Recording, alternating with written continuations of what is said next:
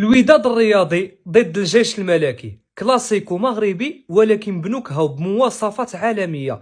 ماتش اللي تلعب البارح وانا فضلت نهضر عليه حتى اليوم.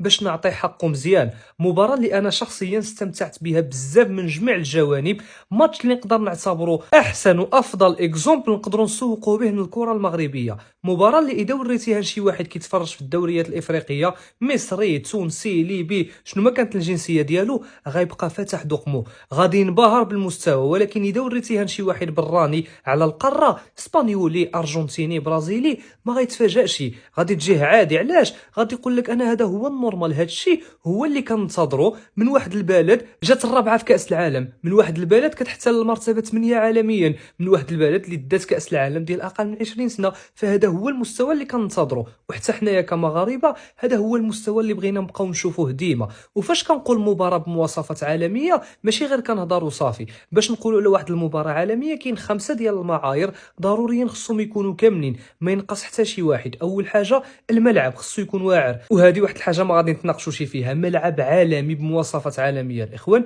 ثاني حاجه الجمهور خصو يكون حاضر، والجمهور ديال الوداد والجمهور ديال الجيش ماشي غير كانوا حاضرين، ولكن عملوا شو خيالي باي حاجه كتمناها وباي حاجه غتخلي العين ديالك تستمتع. ثالث حاجه الريتم خصو يكون عالي ويكون المحاولات، وهذه واحد الحاجه كانت طاغيه على المباراه. ريتم اللي ما دخلش البطوله المغربيه، تقول غير البريمير ليغ والله ما كنبالغ. ورابع حاجه كتكمل الريتم واللي هي الاهداف. تقدر تكون مباراه واعره والريتم عالي ولكن ما يكونوش الاهداف، ما نقولكش مباراه عالميه. ولكن البارح كانوا الاهداف واهداف اللي واعره الاخوان. وخامس حاجه اللي هي التعليق، وهذه واحد الحاجه كنا افتقدناها، واحد الحاجه اللي طيبنا كنهضروا عليها. وعبد الحق الشراط صراحه الله عطى واحد المتعه وواحد الجماليه خياليه للمباراه، واحد الحماس اللي ماشي عادي بالمصطلحات والمفردات ديالو اللي كيتميز بهم. وكنا كنفتقدوا عبد الحق الشراط صراحه ديال الله. مباراه اللي سالت بجوج واحد، الجيش الملكي هي اللي ربحت، علما انها لعبه خارج الديار، لعبه في الدار البيضاء. ولكن الجيش جاو وهما في بالهم فكره واحده،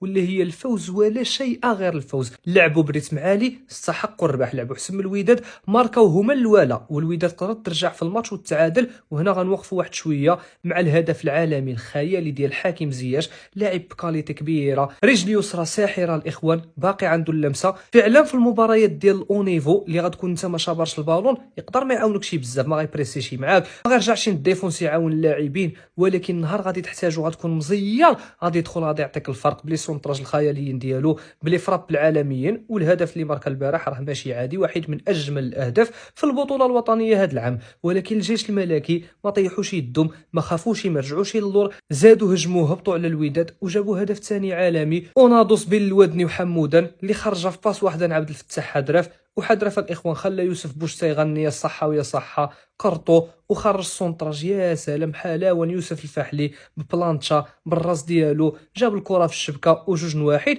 وهي النتيجه اللي سالت بها المباراه. مباراه اللي كما قلت لكم كانت عالميه، استمتعنا بها بزاف، وهذا الشيء بغينا نشوفوه ديما في البطوله ديالنا في اي ماتش، ماشي غير في الكلاسيكو ولا في الديربي الاخوان. فبرافو وشكرا للوداد، برافو وشكرا للجيش، شكرا لعبد الحق الشراط، للجماهير ديال الوداد والجماهير ديال الجيش، وبرافو وشكرا ليلي. وهادشي اللي كاين وتهلا.